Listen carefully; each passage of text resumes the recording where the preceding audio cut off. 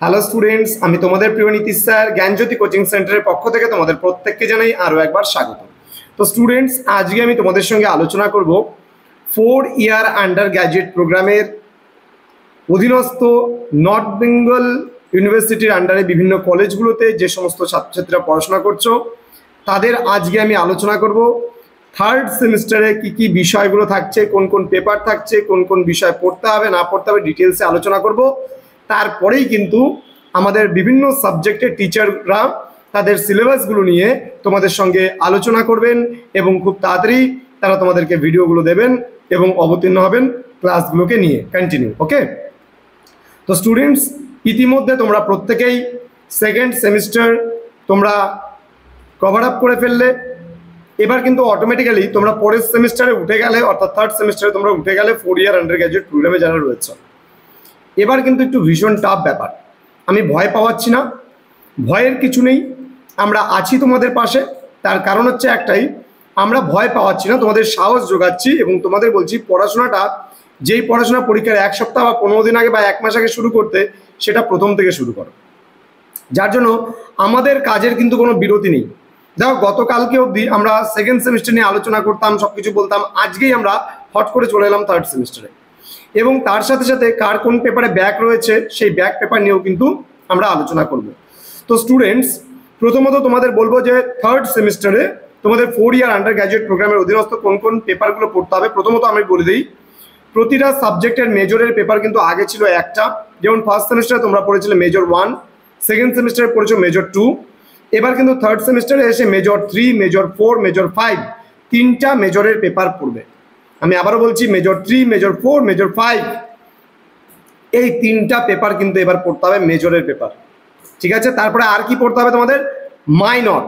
মাইনরে তোমাদের কোন সাবজেক্ট থাকবে? ফার্স্ট সেমিস্টারে যেই সাবজেক্ট পরীক্ষা দিয়েছিলে সেই সাবজেক্ট থাকবে, কিন্তু সিলেবাস এবার চেঞ্জ হবে।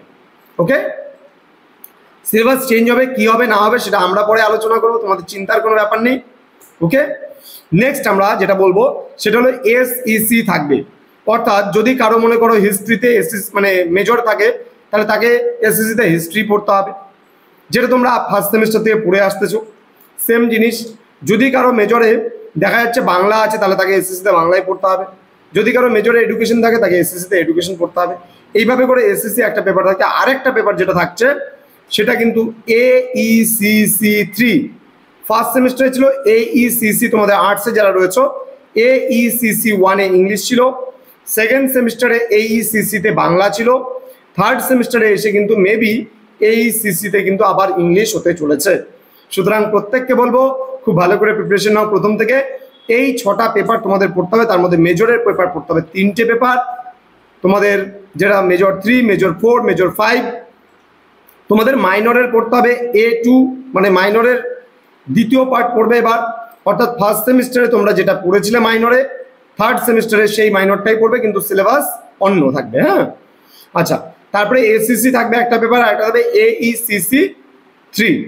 ফার্স্ট সেমিস্টারে পড়েছো 1, সেকেন্ড সেমিস্টারে 2 এবং থার্ড সেমিস্টারে কিন্তু 3।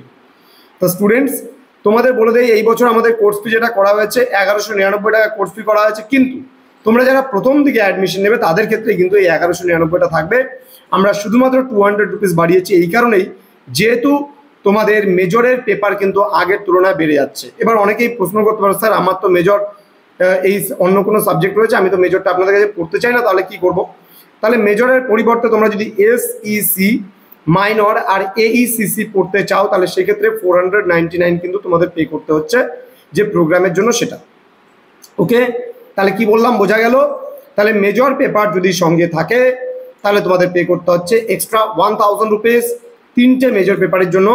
আগে মেজর পেপারের জন্য আমরা 500 নিতাম, এখন 3টা পেপার হয়েছে মেজরের, যার জন্য 3টা পেপারে হয় 1500 রুপিস। কিন্তু আমরা এখানে 1500 রুপিস না নিয়ে আমরা 1000 রুপিস চার্জ করছি এবং তার সাথে পাসের কিন্তু 499 চার্জ করে, টোটালে মিক্স করে আমাদের পুরো প্যাকেজ যদি কেউ নেয় আমরা 1199 এই মানে যারা প্রথমে অ্যাডমিশন নেবে তাদেরকে প্রোভাইড করছি, কিন্তু যারা একেবারে শেষ মুহূর্তে এসে অ্যাডমিশন নিতে যাবে তাদের ক্ষেত্রে কিন্তু কোর্স ফিটা অনেকটাই বেড়ে যাচ্ছে। এবছর 1499 টাকা পুরো কোর্স ফি কিন্তু আগামী মাস থেকে অ্যাডমিশন নিলে হয়ে যাচ্ছে।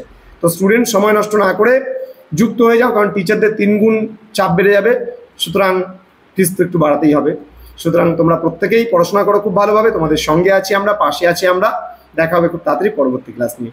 Thank you so much, thanks for watching after all, thank you.